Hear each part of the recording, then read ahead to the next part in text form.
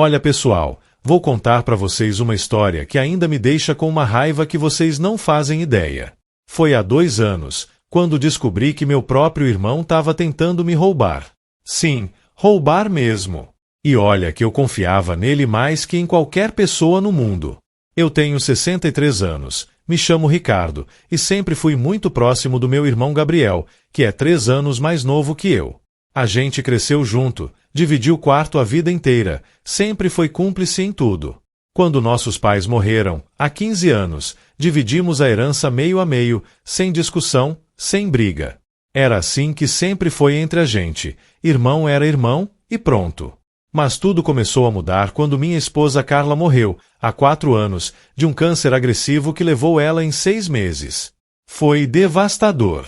40 anos de casamento, 2 filhos criados juntos, uma vida inteira construída lado a lado. Quando ela partiu, eu fiquei completamente perdido. O Gabriel foi meu porto seguro naquela época. Ele aparecia em casa toda semana, me levava para almoçar, ficava conversando até tarde, me ajudava com os documentos do inventário da Carla. Eu pensava, que sorte ter um irmão assim. Ele me dizia, Ricardo, você não tá sozinho. Pode contar comigo para tudo. Durante o primeiro ano após a morte da Carla, o Gabriel praticamente morou comigo. Ele me ajudou a organizar os papéis dela, a doar as roupas, a lidar com toda a burocracia. Eu estava tão abalado emocionalmente que mal conseguia pensar direito. Todas as decisões importantes, eu consultava ele primeiro. Gabriel, eu dizia, você acha que devo vender a casa? É muito grande para mim sozinho. Calma, mano, ele respondia. Não toma decisão precipitada. Deixa o tempo passar um pouco. Na época, achei que ele estava sendo sensato, me protegendo de fazer besteira no momento de vulnerabilidade. Hoje eu sei que ele já estava planejando tudo. O Gabriel sempre foi o irmão mais esperto entre nós dois. Ele se formou em administração, trabalhou em bancos a vida inteira, entendia de investimentos, de papelada, dessas coisas que eu nunca tive paciência para aprender. Eu sempre fui mais simples. Trabalhei com construção civil, fiz meu dinheiro no braço, mas nunca entendi muito dessas burocracias financeiras. Quando a Carla morreu, descobri que éramos muito mais ricos do que eu imaginava. Ela tinha investimentos que eu nem sabia que existiam, imóveis que ela tinha comprado sem me contar, uma poupança robusta. No total, a herança dela chegou a quase 8 milhões de reais. Era dinheiro para eu viver o resto da vida tranquilo, sem me preocupar com nada. Mas eu estava tão abalado que não conseguia lidar com essas questões práticas. Foi quando Gabriel se ofereceu para me ajudar. Ricardo, deixa eu cuidar dessas coisas para você. Você não está em condições de tomar decisões financeiras agora. E eu, idiota, concordei. Passei uma procuração para ele cuidar dos meus bens. Na época, pensei que estava sendo inteligente, me protegendo de fazer bobagem. O Gabriel tinha experiência com essas coisas, era meu irmão, em quem mais eu poderia confiar. Durante os 2 primeiros anos, ele realmente cuidou bem de tudo. Me prestava contas regularmente, mostrava os extratos, explicava os investimentos. O dinheiro estava rendendo bem, eu não tinha do que reclamar. Ele até sugeriu algumas melhorias na casa, reformas que deixaram um lugar mais confortável para mim. Mano, ele dizia, vou contratar uma faxineira para vir aqui 2 vezes por semana. Você não pode ficar fazendo esse tipo de serviço pesado. Não precisa, Gabriel. Eu dou conta. Não é questão de dar conta. É questão de você viver com dignidade. Você tem condições, então por que não usar? Ele parecia se importar genuinamente comigo. Sempre perguntava como eu estava, se precisava de alguma coisa, se não estava me sentindo sozinho. Às vezes levava a família dele para jantar comigo, para eu não ficar isolado. Mas comecei a estranhar algumas coisas sutis. O Gabriel estava sempre sugerindo que eu gastasse mais dinheiro. Queria que eu viajasse, que comprasse um carro novo, que fizesse reformas caras na casa. Ricardo, por que você não faz uma viagem para a Europa? Sempre foi seu sonho. Ah, Gabriel, viajar sozinho não tem graça. Então chama alguém para ir junto. Ou vai num daqueles grupos de turismo. O importante é você sair dessa rotina. Na época, achei que ele estava preocupado com minha depressão, querendo que eu me distraísse. Mas agora percebo que ele queria que eu gastasse o máximo possível do dinheiro. O Gabriel também começou a falar muito sobre planejamento sucessório.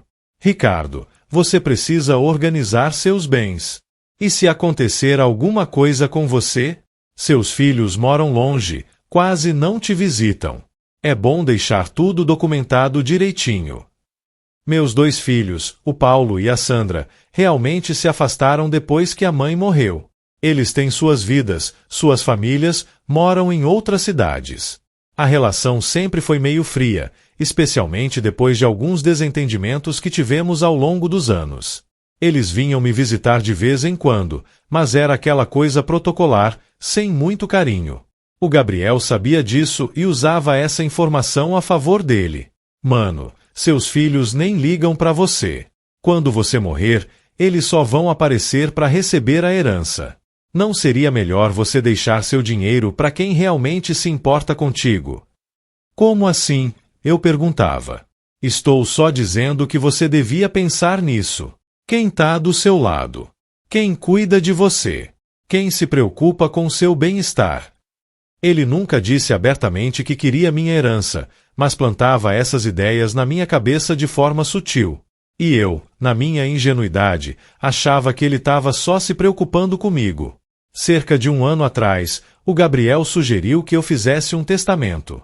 Ricardo, na sua idade, é importante ter essas coisas organizadas. Vamos procurar um advogado. Você acha necessário? Acho sim. É uma forma de você ter controle sobre o que acontece com seus bens. E também evita problemas futuros para a família. Marcamos uma consulta com um advogado que o Gabriel conhecia. Na reunião, o advogado explicou as opções e o Gabriel fez várias sugestões sobre como organizar o testamento. Ele não disse que queria herdar meus bens, mas deu várias dicas sobre pessoas que realmente se importavam comigo e quem merecia ser reconhecido pela dedicação. Naquela época, eu estava mesmo considerando deixar uma parte significativa da herança pro Gabriel. Afinal, ele tinha sido meu sustentáculo após a morte da Carla. Enquanto meus filhos mal apareciam, ele estava sempre presente. Mas aí aconteceu algo que mudou tudo.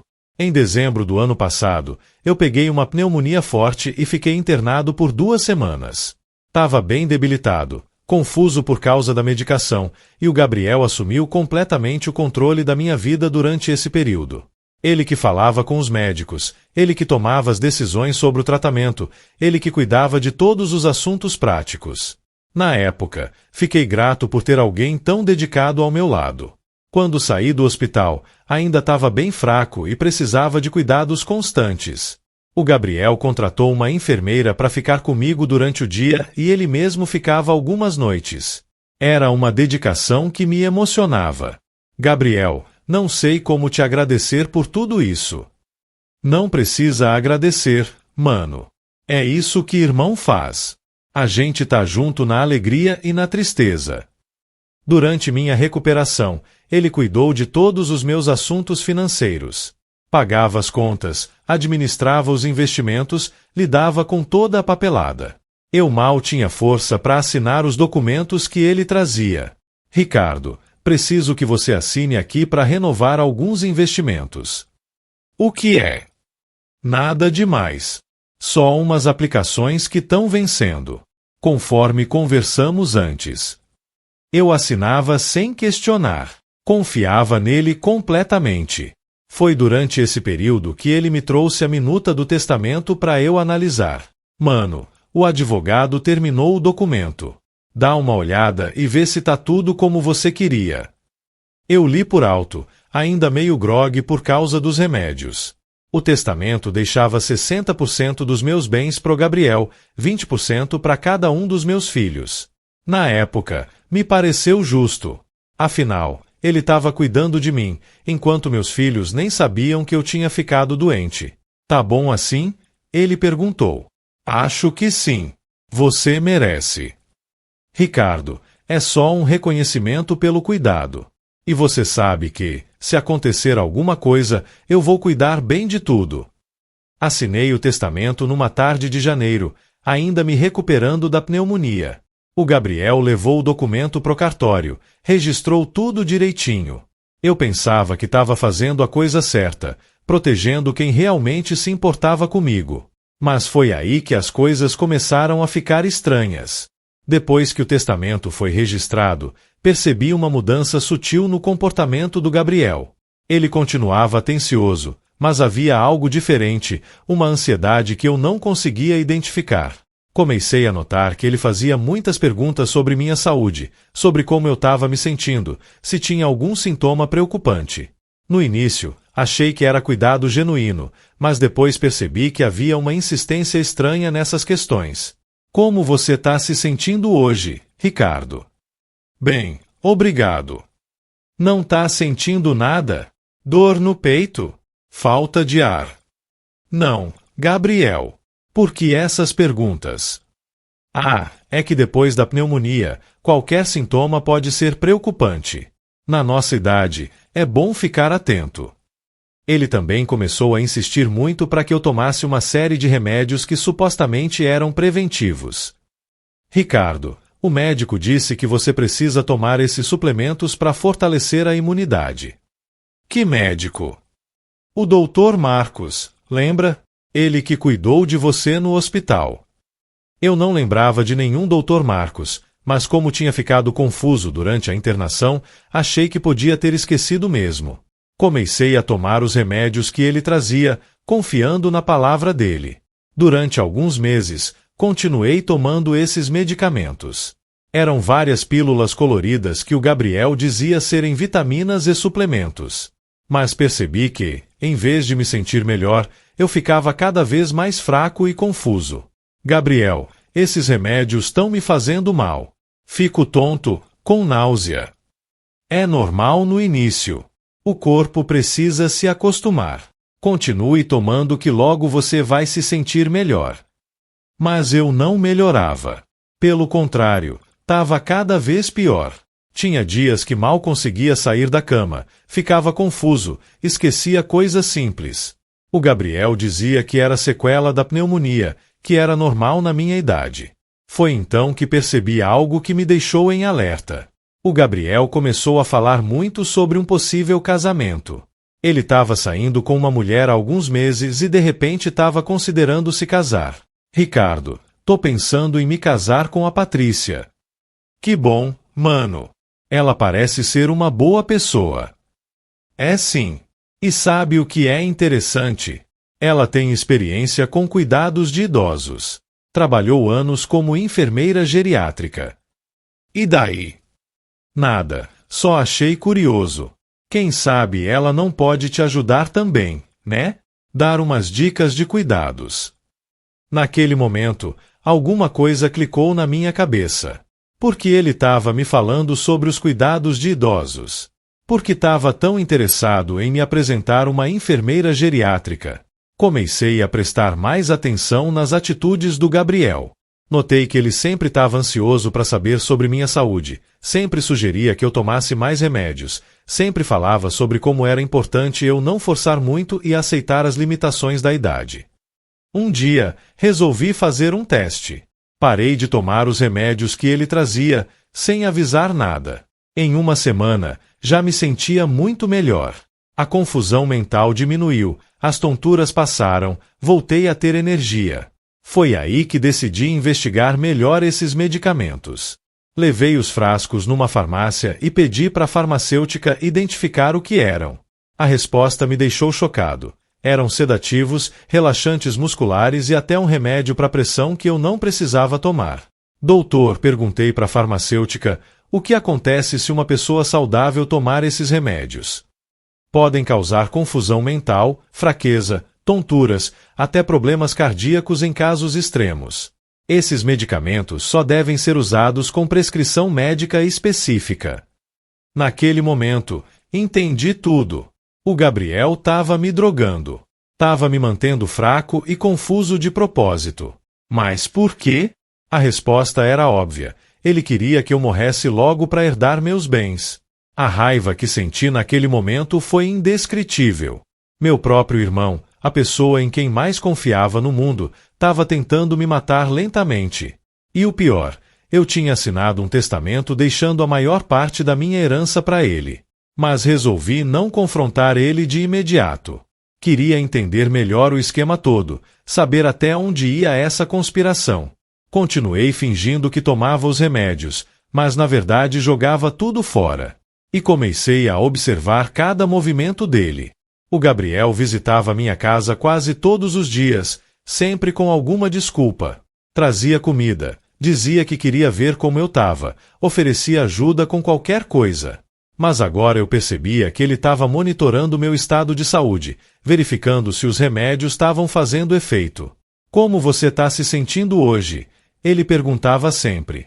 Meio cansado, eu respondia, fingindo os sintomas que os remédios causavam. Acho que você devia descansar mais. Na nossa idade, o corpo não aguenta muito esforço. Nossa idade? Ele tinha apenas 3 anos a menos que eu, mas falava como se eu fosse um velho decrépito à beira da morte. Durante esse período de observação, descobri várias coisas perturbadoras. O Gabriel tinha se endividado pesadamente nos últimos anos. Tinha feito investimentos arriscados que deram errado, tinha financiamentos em atraso, devia dinheiro para várias pessoas. Descobri isso porque ele começou a receber ligações constantes de cobradores. Uma vez, atendi o telefone da casa quando ele estava no banheiro e era um banco cobrando uma dívida de mais de R$500 mil. O Gabriel não tá, eu disse. Por favor, é urgente. Ele precisa entrar em contato hoje mesmo para renegociar a dívida. Quando o Gabriel voltou, eu contei sobre a ligação. Ele ficou visivelmente nervoso. Ah, é só um mal-entendido. Já vou resolver. Mas percebi que as ligações de cobrança se tornaram mais frequentes. E o Gabriel ficava cada vez mais ansioso. Agora eu entendia a pressa dele em me ver morto. Ele precisava da minha herança para quitar as dívidas. Decidi fazer uma investigação mais profunda. Contratei um detetive particular para descobrir a real situação financeira do Gabriel. O que descobri foi ainda pior do que imaginava. Meu irmão devia mais de R$2 milhões. Tinha feito empréstimos usando como garantia imóveis que nem tinha investido em esquemas fraudulentos, tinha se envolvido com agiotas. Tava literalmente falido e desesperado. O detetive também descobriu que o Gabriel tinha procurado vários médicos nos últimos meses, sempre fazendo perguntas sobre medicamentos que poderiam acelerar problemas cardíacos em pessoas idosas. Uma das conversas foi gravada por acaso numa consulta, quando ele fingiu que estava perguntando para um amigo hipotético. Doutor, se uma pessoa idosa, hipertensa, tomasse determinados medicamentos sem necessidade, o que poderia acontecer? Dependendo da medicação, poderia causar desde confusão mental até parada cardíaca. E pareceria natural. Em muitos casos, sim, especialmente em pessoas com histórico de problemas de saúde. Escutar essa gravação me fez perceber que meu irmão não era apenas ganancioso. Ele era um assassino em potencial. Estava planejando friamente minha morte para resolver seus problemas financeiros. Mas ainda havia uma peça do quebra-cabeça que eu não entendia, a tal da Patrícia, a namorada enfermeira. Qual era o papel dela nesse esquema? Decidi investigar essa mulher também. Descobri que ela não era apenas uma enfermeira geriátrica. Ela tinha um histórico problemático, já tinha trabalhado em várias casas de repouso onde idosos morreram em circunstâncias suspeitas. Nunca foi provado nada contra ela, mas havia muitas coincidências estranhas. A Patrícia e o Gabriel se conheceram justamente num contexto relacionado a cuidados de idosos. Ela tinha experiência em lidar com pessoas vulneráveis e ele precisava de alguém com esse tipo de conhecimento. O plano deles era perfeito. O Gabriel me mantinha drogado e confuso. A Patrícia fornecia o conhecimento técnico sobre como acelerar minha deterioração, e quando eu morresse, pareceria uma morte natural de um idoso doente. Quando entendi a extensão da conspiração, senti uma mistura de raiva e nojo que nunca tinha experimentado. Não era só uma questão de dinheiro. Era sobre duas pessoas planejando friamente assassinar alguém que confiava nelas. Mas eu ainda não tinha provas suficientes para denunciar eles. Precisava de evidências concretas, não apenas suspeitas. Foi então que decidi armar uma cilada. Fingi que meu estado de saúde estava piorando drasticamente. Comecei a reclamar de dores no peito, de falta de ar, de confusão mental intensa. O Gabriel ficou eufórico, achando que o plano estava funcionando. Ricardo, você não tá bem. Acho que devíamos chamar uma ambulância. Não quero ir pro hospital. Só quero descansar. Mas você precisa de cuidados médicos. Não quero médico. Se for para morrer, quero morrer em casa. Ao escutar isso, os olhos do Gabriel brilharam. Era exatamente o que ele queria ouvir. Não fala assim, mano. Você vai ficar bem. Mas o comportamento dele mudou completamente. Ele começou a ficar mais tempo na minha casa, sempre cuidando de mim. E começou a aumentar a dose dos remédios, achando que podia acelerar o processo. Foi aí que consegui a prova que precisava. Instalei câmeras escondidas pela casa e gravei o Gabriel manipulando minha comida e meus remédios. Numa das gravações, ele está claramente misturando substâncias na minha bebida. Também gravei conversas telefônicas dele com a Patrícia, onde eles discutiam meu estado de saúde e faziam planos para o futuro. Numa dessas conversas, a Patrícia disse: "Não pode demorar muito. Quanto mais tempo passar, maior o risco de alguém desconfiar." Quando tive provas suficientes, procurei um advogado diferente daquele que o Gabriel tinha indicado. Expliquei toda a situação e pedi orientação sobre como proceder. "Senhor Ricardo", disse o advogado, "isso é tentativa de homicídio. O senhor precisa denunciar imediatamente." "E o testamento?" "É válido. Se foi feito sob coação ou influência indevida, pode ser anulado. E considerando que o senhor estava sob efeito de medicamentos na época da assinatura, temos bons argumentos para invalidar o documento." No dia seguinte, fui à delegacia e fiz a denúncia formal. Entreguei todas as gravações, os laudos dos medicamentos, o relatório do detetive particular. O delegado ficou chocado com o caso. "Seu irmão vai ser preso em flagrante na próxima visita que fizer ao senhor. Vamos montar uma operação." 2 dias depois, o Gabriel apareceu em casa como sempre fazia. Só que dessa vez, havia policiais escondidos esperando por ele. Quando ele colocou os remédios na minha bebida, foi preso em flagrante. A cara de espanto dele foi algo que nunca vou esquecer. "Ricardo, o que está acontecendo?" "O que está acontecendo é que descobri seu plano, Gabriel. Descobri que você estava tentando me matar." "Você tá louco. Eu só estava cuidando de você." "Cuidando?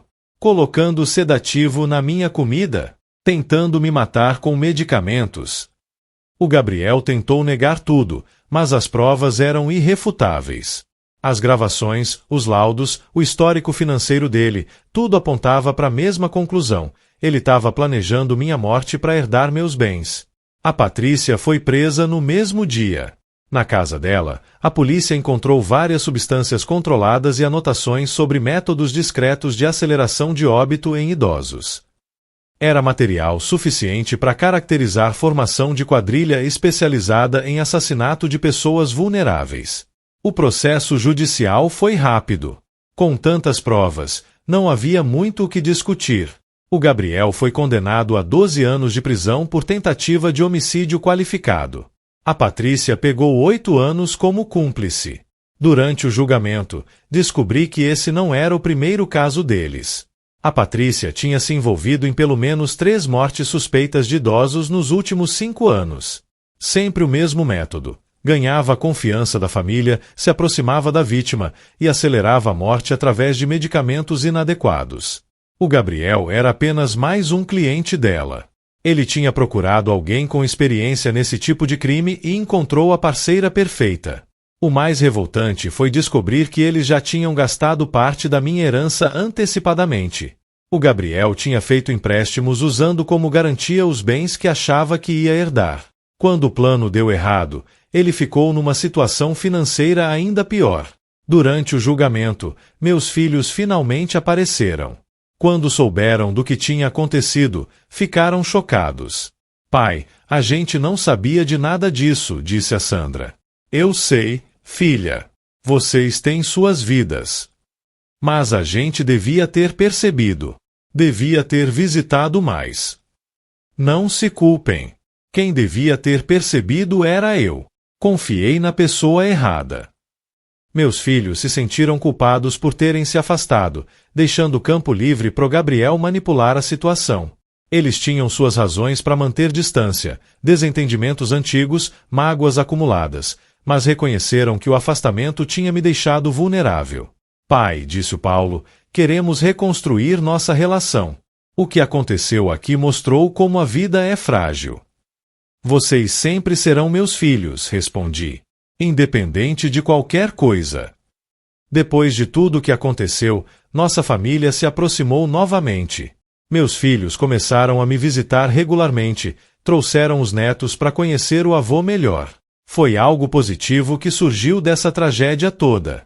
Quanto ao testamento, foi anulado como previsto.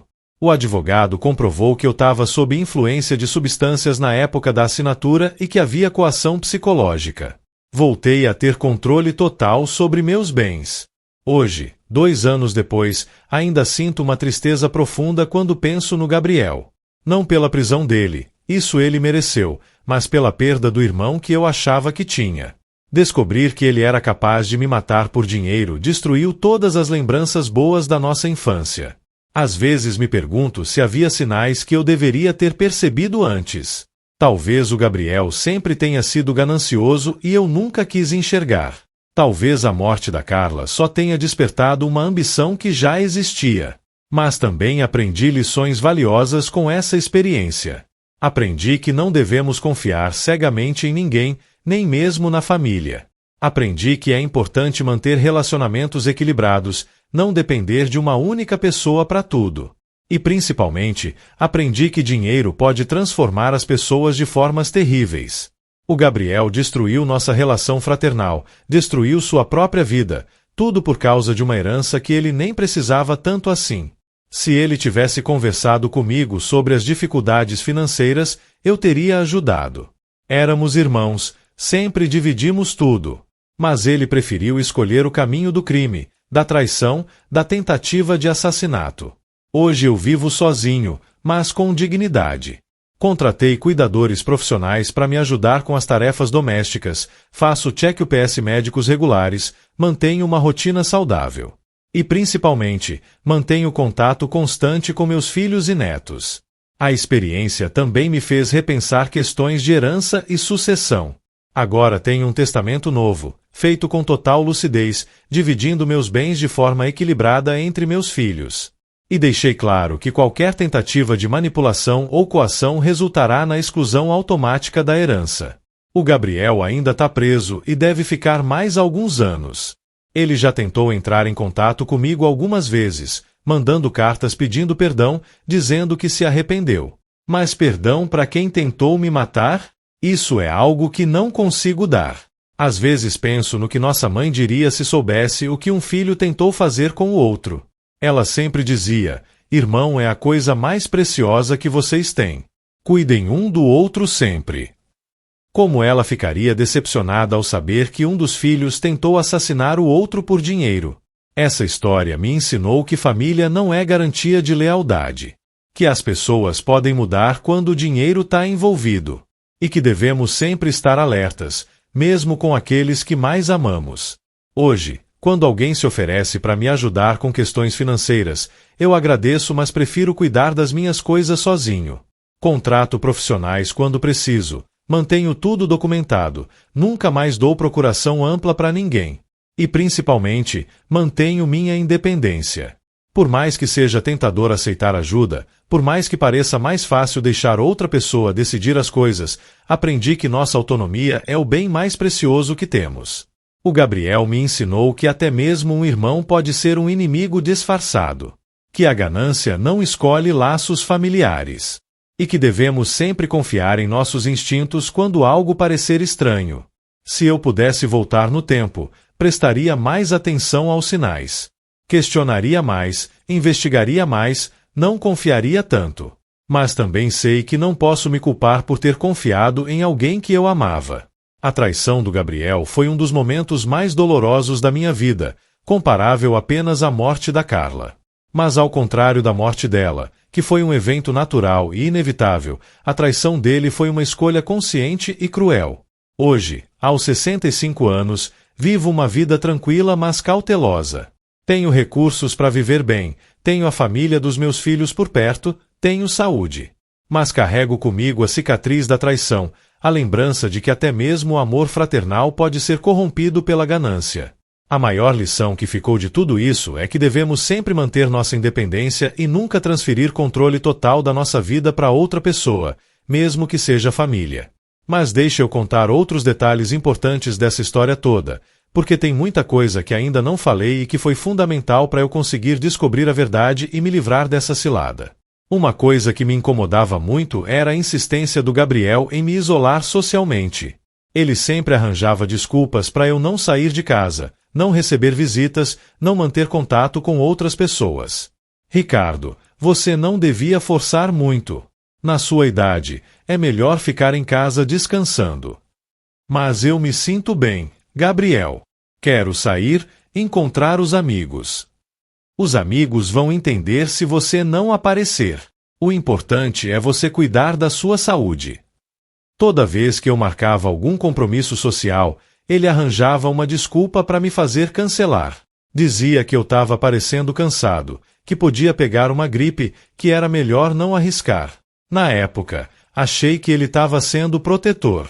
Hoje entendo que ele queria me manter isolado para que ninguém percebesse meu estado de confusão mental causado pelos medicamentos. Se eu encontrasse outras pessoas regularmente, alguém poderia notar que algo estava errado. O Gabriel também controlava completamente minhas informações médicas. Ele que marcava as consultas, ele que conversava com os médicos, ele que recebia todos os resultados de exames. Eu nunca tinha acesso direto às informações sobre minha própria saúde.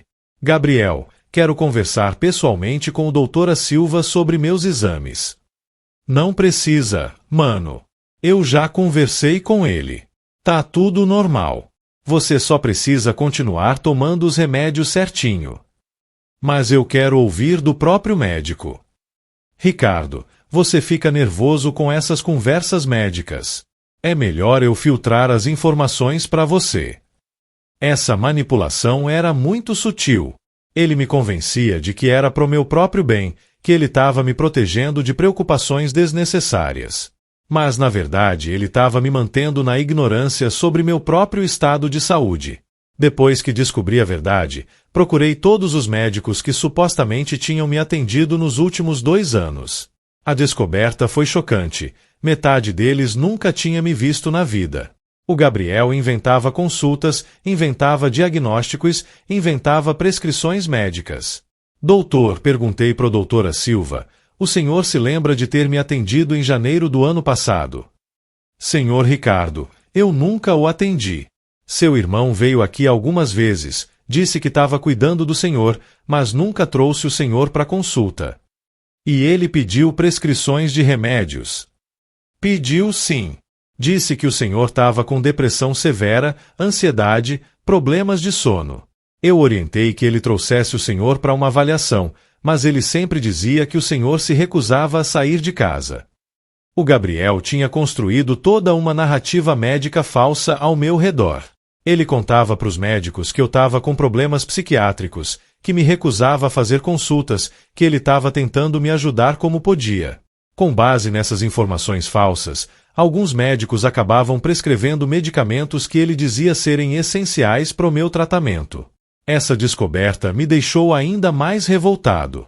Não era só uma questão de ganância. O Gabriel tinha criado um sistema elaborado de manipulação e fraude médica para conseguir os medicamentos que usava para me drogar. Durante minha investigação, descobri que ele tinha falsificado minha assinatura em vários documentos médicos. Tinha assinado autorizações para tratamentos que eu nunca quis fazer, tinha aprovado medicamentos que eu nunca precisei tomar. Senhor Ricardo, disse a secretária de uma clínica, aqui está sua autorização para tratamento psiquiátrico de janeiro. Olhei o documento e vi que a assinatura era bem parecida com a minha, mas havia pequenas diferenças que só eu conseguia perceber. O Gabriel tinha praticado minha assinatura até conseguir imitá-la quase perfeitamente. Eu nunca assinei isso, disse. Mas seu irmão trouxe o documento. Disse que o senhor tinha assinado em casa porque não queria vir à clínica. Mais uma peça do quebra-cabeça se encaixou. O Gabriel não estava apenas me drogando e manipulando emocionalmente. Ele estava cometendo falsificação de documentos, fraude contra o sistema de saúde, apropriação indébita dos meus bens. Quando apresentei essas descobertas ao delegado, ele ficou impressionado com a sofisticação do esquema. Senhor Ricardo, seu irmão não é apenas um golpista comum. Ele montou uma operação criminosa complexa. Isso vai agravar muito a situação dele. De fato, quando tudo veio à tona, as acusações contra o Gabriel se multiplicaram. Além da tentativa de homicídio, ele foi acusado de falsificação de documentos, fraude médica, apropriação indébita, formação de quadrilha. A Patrícia também tinha um papel mais amplo do que eu imaginava inicialmente. Ela não era apenas a namorada que fornecia conhecimento técnico. Ela era a mentora de todo o esquema. Tinha experiência anterior com esse tipo de crime e tinha ensinado o Gabriel todas as técnicas. Durante as investigações, a polícia descobriu que a Patrícia mantinha contato com várias outras pessoas envolvidas em crimes similares. Era uma verdadeira rede de criminosos especializados em explorar idosos vulneráveis. Senhor Ricardo, explicou o investigador, a Patrícia fazia parte de um grupo que identificava alvos potenciais, idosos com patrimônio significativo e poucos parentes próximos. Seu irmão foi recrutado porque tinha acesso natural ao senhor. Recrutado. Sim. Ela não se aproximou do seu irmão por acaso. Ela o escolheu especificamente porque sabia da situação financeira dele e da proximidade que ele tinha com o senhor. Descobri que a Patrícia tinha investigado minha vida durante meses antes de se aproximar do Gabriel. Ela sabia sobre minha herança, sobre o afastamento dos meus filhos, sobre minha dependência emocional do meu irmão após a morte da Carla. Como ela conseguiu essas informações? Perguntei. Através de redes sociais, registros públicos, conversas com pessoas do seu círculo social. Esses criminosos fazem um trabalho de inteligência muito detalhado antes de agir. A frieza e o planejamento por trás de tudo isso me chocaram profundamente. Não foi um crime de oportunidade ou um momento de fraqueza. Foi uma operação calculada, executada por pessoas experientes nesse tipo de atividade criminosa. Durante o julgamento, várias outras vítimas apareceram para depor contra a Patrícia. Eram famílias que tinham perdido parentes idosos em circunstâncias suspeitas, sempre com a presença dela como cuidadora ou amiga da família. Uma das histórias mais impactantes foi a da Dona Miriam, uma senhora de 80 anos que morreu de complicações cardíacas depois que a Patrícia passou 3 meses cuidando dela. A família nunca desconfiou de nada porque a morte pareceu natural. Minha mãe era saudável, disse a filha da Dona Miriam. Claro, tinha 80 anos, mas não tinha problemas graves de saúde. Depois que a Patrícia começou a cuidar dela, minha mãe ficou confusa, fraca, perdeu muito peso rapidamente. Vocês não desconfiaram. A Patrícia sempre dizia que era normal na idade dela, que a gente devia aceitar o declínio natural. E como ela era enfermeira, a gente confiou no conhecimento técnico dela. Escutar esses depoimentos me fez perceber como eu tinha dado sorte de descobrir o esquema antes que fosse tarde demais. Se eu não tivesse parado de tomar os medicamentos naquele dia, se não tivesse investigado mais a fundo, provavelmente teria o mesmo destino da Dona Miriam e das outras vítimas. O julgamento da Patrícia revelou um modus operandi muito específico. Ela sempre se aproximava de familiares próximos das vítimas, oferecia ajuda e cuidados, ganhava a confiança de todos, e então começava a administrar substâncias que aceleravam o declínio da pessoa idosa. A estratégia dela, explicou o promotor, era fazer com que a morte parecesse resultado de causas naturais. Ela usava medicamentos que causavam sintomas similares aos de doenças típicas da idade avançada. E sempre funcionava. Funcionava porque a família, em geral, estava preparada psicologicamente para a perda. Quando uma pessoa de 80, 90 anos fica doente e morre, a tendência é aceitar como parte natural da vida. O caso da Dona Miriam foi particularmente esclarecedor porque a família tinha guardado amostras dos medicamentos que a Patrícia dava para ela. Quando analisaram as substâncias anos depois, descobriram que eram drogas que causavam arritmia cardíaca e insuficiência respiratória. Se administradas em doses pequenas e constantes, explicou o perito, essas substâncias causam deterioração gradual que simula doenças cardiovasculares naturais da idade. Saber que eu podia ter tido o mesmo fim me deu calafrios. Se eu não tivesse desconfiado naquele momento específico, se não tivesse parado de tomar os medicamentos, se não tivesse investigado, hoje eu provavelmente não estaria aqui contando essa história. O Gabriel, durante o julgamento, tentou minimizar sua responsabilidade. Dizia que a Patrícia tinha manipulado ele também, que ele não entendia completamente o que estava fazendo, que só queria resolver suas dívidas sem machucar ninguém. Meritíssimo, ele disse pro juiz, eu nunca quis matar meu irmão. Só queria que ele ficasse um pouco confuso para aceitar me deixar uma herança maior. E o senhor achava que isso era aceitável? Perguntou o juiz. Eu estava desesperado. Devia muito dinheiro, estava com medo de ser morto pelos agiotas. Não estava pensando direito. Mas as provas mostravam que ele sabia exatamente o que estava fazendo. As gravações de conversas com médicos, os documentos falsificados, o planejamento detalhado, tudo indicava que ele estava plenamente consciente da gravidade dos seus atos. O que mais me doeu durante o julgamento foi ver meu irmão tentando se vitimizar. Ele que tinha planejado minha morte, que tinha me drogado por meses, que tinha construído toda uma farsa para me roubar, ainda tentava aparecer como vítima das circunstâncias. Ricardo, ele me disse durante um intervalo do julgamento, você precisa entender que eu não tinha escolha. Eu ia morrer se não pagasse as dívidas. Gabriel, você tinha escolha sim. Podia ter conversado comigo, podia ter pedido ajuda, podia ter declarado falência. Mas você escolheu tentar me matar. Não era para você morrer. Era só para ficar um pouco confuso, assinar o testamento e depois eu ia parar com os remédios. Você acha que eu acredito nisso? Depois que eu assinasse o testamento, você ia me matar para herdar logo os bens. Ele não conseguiu negar essa lógica. O plano dele só fazia sentido se eu morresse logo após assinar o testamento. Caso contrário, eu poderia mudar de ideia, revogar o documento, descobrir a verdade. A sentença do Gabriel foi exemplar. 12 anos de prisão, mais multa equivalente ao valor total da minha herança, mais obrigação de pagar todas as despesas do processo e as despesas médicas que tive por causa dos medicamentos. A Patrícia recebeu 8 anos, mas como era reincidente em crimes similares, provavelmente vai ficar presa por mais tempo. O que me consolou foi saber que eles não vão poder se beneficiar financeiramente nunca mais do que fizeram comigo. Todos os bens que o Gabriel tinha foram confiscados para pagar as multas e indenizações. Ele vai sair da prisão sem nada. Depois de tudo isso, precisei de muito tempo para me recuperar emocionalmente. Não foi só a traição em si, mas a descoberta de que tinha vivido meses sendo envenenado lentamente, achando que estava ficando doente naturalmente. Fiz acompanhamento médico completo para eliminar todos os restos das substâncias do meu organismo. Os médicos ficaram impressionados com a quantidade de drogas diferentes que eu tinha no sangue.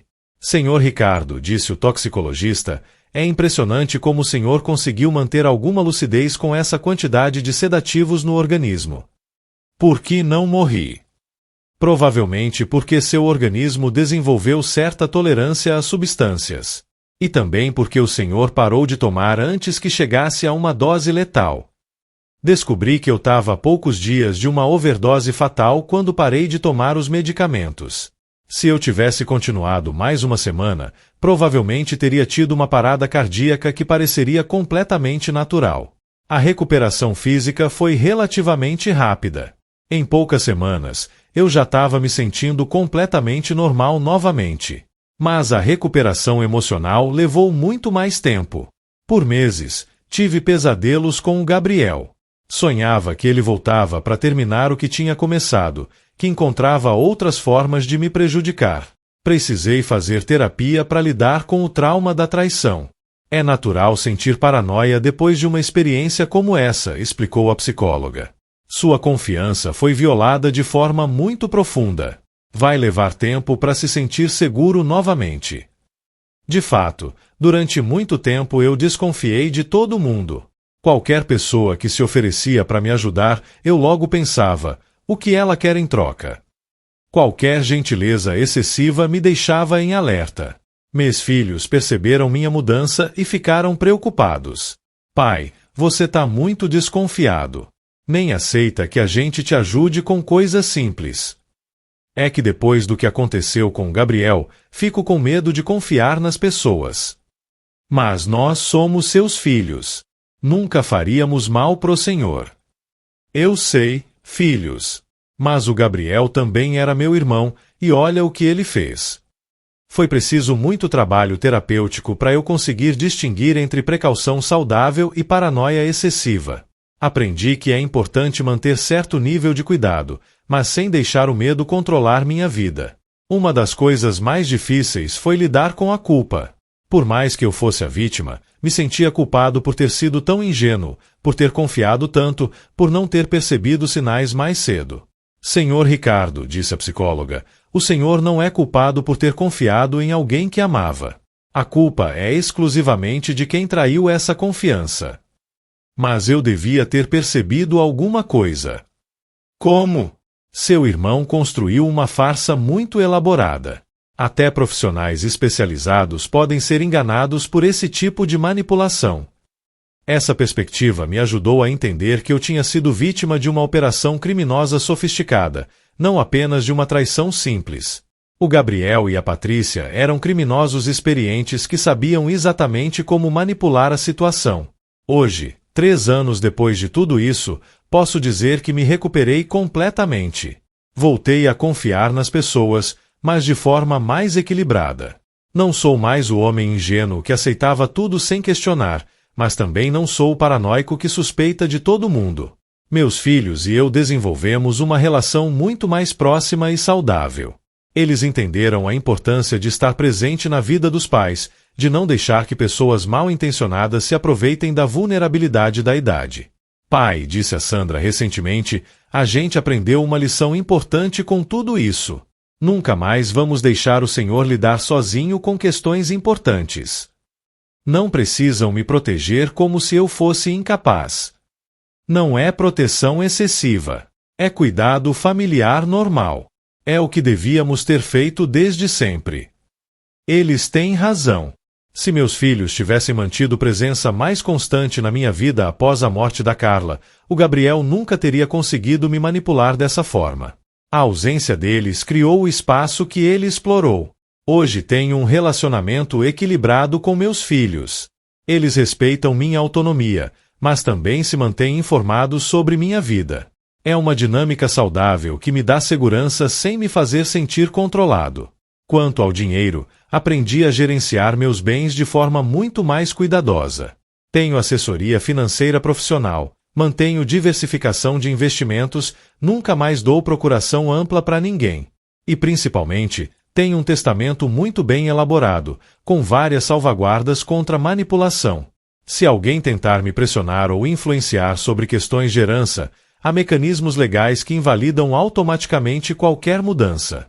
O Gabriel ainda tenta me contatar de vez em quando da prisão. Manda cartas pedindo perdão, dizendo que se arrependeu, que quer reconstruir nossa relação quando sair da cadeia. Mas perdão para quem tentou me assassinar? Isso é algo que não consigo dar.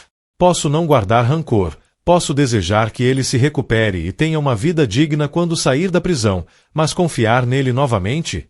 Isso nunca mais. A última carta que recebi dele dizia: Ricardo, eu sei que errei, mas éramos irmãos. Isso tem que valer alguma coisa. Respondi apenas: Gabriel, você matou nosso laço fraternal quando decidiu me envenenar. Irmão não tenta assassinar irmão por dinheiro. Não recebi mais cartas depois disso. Hoje, aos 68 anos, vivo uma vida plena e independente. Tenho saúde, recursos financeiros, relacionamentos familiares saudáveis, atividades que me dão prazer. Não permito que a traição do Gabriel defina minha existência.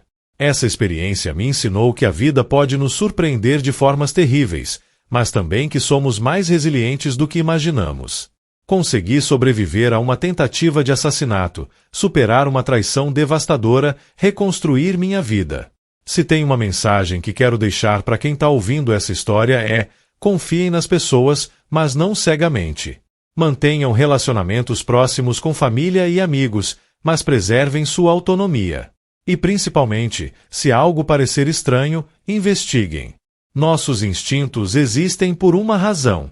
O Gabriel me ensinou que até mesmo o amor fraternal pode ser corrompido pela ganância.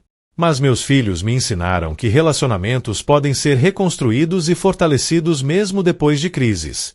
A vida é sobre equilíbrio entre confiança e prudência, entre amor e proteção.